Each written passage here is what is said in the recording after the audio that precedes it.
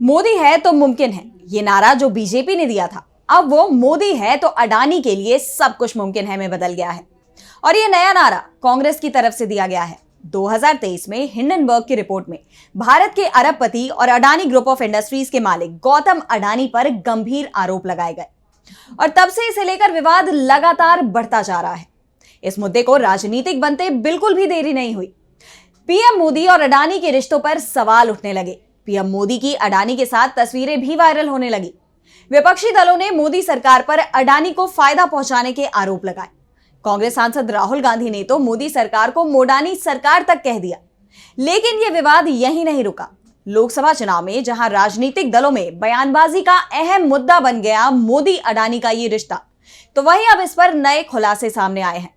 Hindenburg की नई report ने तो पहले ही तहलका मचा दिया था कि अब कांग्रेस ने भी बड़ा खुलासा किया है, जिसके बाद एक बार फिर मोदी सरकार सवालों के घेरे में नजर आ रही है।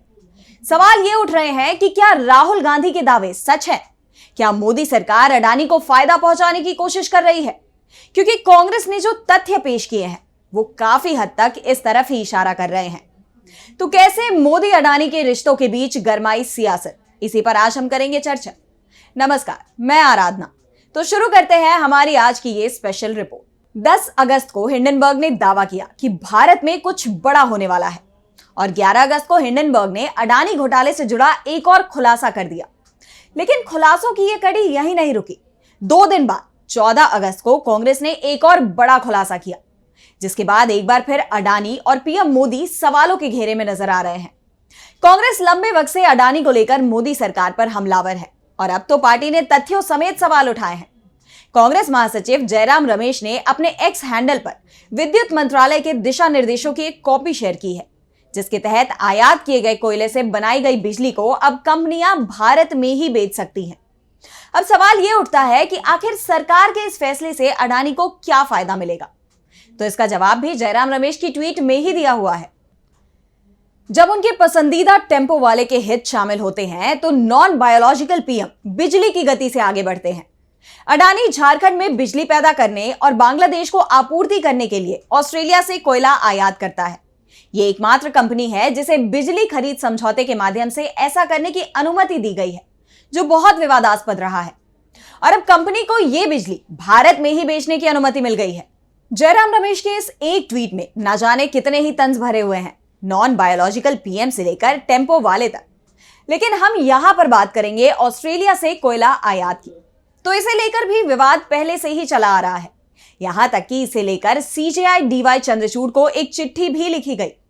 21 इंटरनेशनल संस्थाओं ने यह चिट्ठी लिखी थी। दरअसल हाल ही में मीडिया की एक रिपोर्ट सामने आई थी, जिसमें यह दावा किया जा रहा है कि अडानी ग्रुप ऑफ इंडस्ट्रीज खराब गुणवत्ता वाले कोयले को महंगे ईंधन के तौर पर बेच रही है।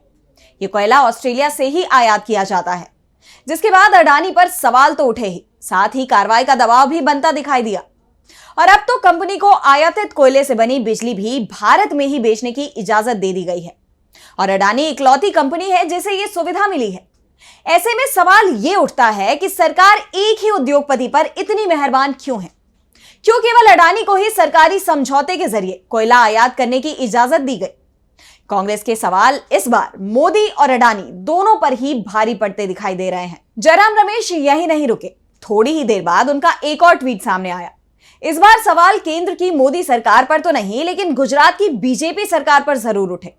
जयराम ने अडानी पोर्ट का मामला उठाते हुए बताया कि गुजरात सरकार निजी बंदरगाहों को build on operate transfer BOOT के आधार पर 30 साल की रियायत अवधि प्रदान करती है, जिसके बाद स्वामित्व गुजरात सरकार को हस्तांतरित हो जाता है। इस मॉडल के आधार पर अडानी पोर्ट्स का वर्तमान में मुंद्रा, हजीरा और दाहेज बंदरगाहों पर नियंत्रण है। 2024 के लोकसभा चुनावों से पहले अडानी पोर्ट्स ने गुजरात मैरीटाइम बोर्ड GMB से इस रियायत अवधि को और 45 साल बढ़ाकर कुल 75 साल करने का अनुरोध किया। यह 50 साल की अधिकतम स्वीकार्य अवधि से बहुत अधिक था, लेकिन GMB ने गुजरात सरकार से ऐसा करने का अनुरोध करने में जल्दबाजी की। GMB इतनी जल्दी में था कि उसने अपने बोर्ड से मंजूरी लिए बिना ऐसा कर दिया, जिसके परिणाम स्वरूप फाइल वापस आ गई।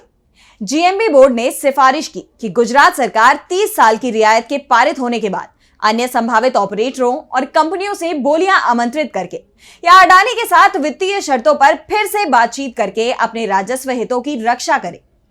ऐसा प्रतीत होता है कि प्रतिस्पर्धा की इस संभावना से क्रोधित टेम्पो वाले ने जेएमबी बोर्ड के निर्णय में परिवर्तन के लिए बाध्य किया, बिना नई बोलियां आमंत्रित करे हुए या शर्तों पर बातचीत किए हुए, जिसे अडानी के लिए रियायत अवधि के विस्तार की सिफारिश करने के लिए संशोधित किया गया था। बेशक मुख्यमंत्री और अन्य सभी ने यह सुनिश्चित करने के लिए जल्दबाजी की कि यह प्रस्ताव पारित हो जाए और सभी हितधारकों से आवश्यक मंजूरी मिल जाए। इस दिन दहाड़े लूट के कम से कम 2 गंभीर परिणाम हैं। पहला कि अडानी पोर्ट्स गुजरात के बंदरगाह क्षेत्र पर एकाधिकार हासिल कर लेगा, जिससे बाजार में प्रतिस्पर्धा को नुकसान पहुंचेगा और आम आदमी के लिए कीमतें बढ़ेंगी। अडानी पोर्ट्स का मूल्यांकन बढ़ेगा और उधार लेने की लागत कम होगी। दूसरा, पुनर्वार्ता या प्रतिस्पर्धी बोली के लिए प्रक्रिया को खोलने में विफल रहने से गुजरात सरकार को राजस्व में करोड़ों रुपए का नुकसान होगा। मोदी है तो अडानी के लिए सब कुछ मुमकिन है, इसलिए संयुक्त संसदीय समिति जेपीसी की जांच जरूरी है। जयराम रमेश ने एक बार फिर जेपीसी जांच की मांग उठाई है। 3 दिन पहले आए हिंडनबर्ग मामले में भी विपक्ष ने जेपीसी जांच पर जोर दिया है। दरअसल 11 अगस्त को हिंडनबर्ग ने ट्वीट करते हुए सेबी प्रमुख पर गंभीर आरोप लगाए थे। हिंडनबर्ग का दावा है कि भारतीय बाजार नियामक सेबी की प्रमुख माधवी पुरी बुश और उनके पति धवल बुच की अडानी ग्रुप से जुड़ी ऑफशोर कंपनी में हिस्सेदारी है।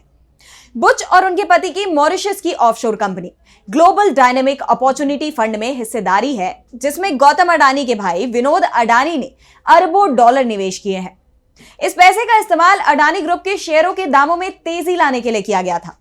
इस खुलासे ने सियासी गलियारों में हड़कंप मचा दिया। विपक्ष ने मामले में जेपीसी जांच की मांग की।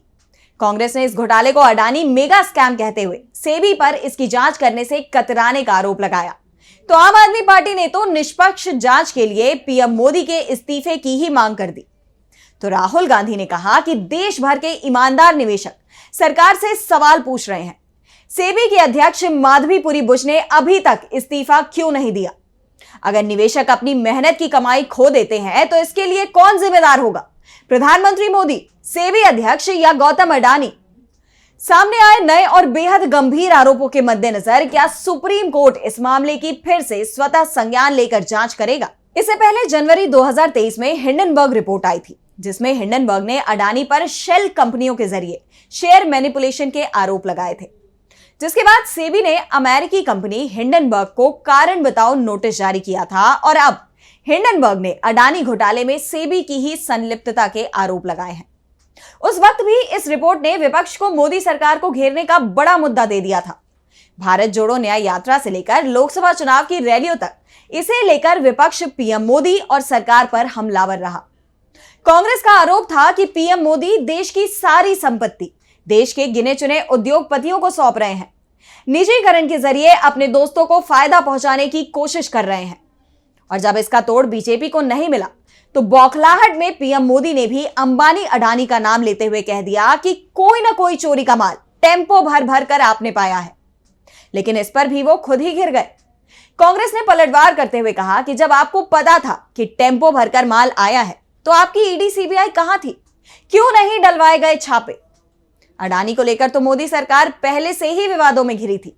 अब हिंडनबर्ग की नई रिपोर्ट सामने आने के बाद सेबी को लेकर भी सवाल किए जा रहे हैं और इस बार विपक्ष के तेवरों से यह तो साफ हो गया है कि वो सरकार से जवाबदेही मांग कर रहेगा। ऐसे में मोदी सरकार के लिए मुश्किलें बढ़ती दिखाई दे रही हैं। तो आज की हमारी स्पेशल रिपोर्ट में इतना ही। अगर आपको ये रिपोर्ट पसंद आई तो वीडियो को लाइक करना ना भूलें और चैनल को सब्सक्राइब कर लें। नमस्कार।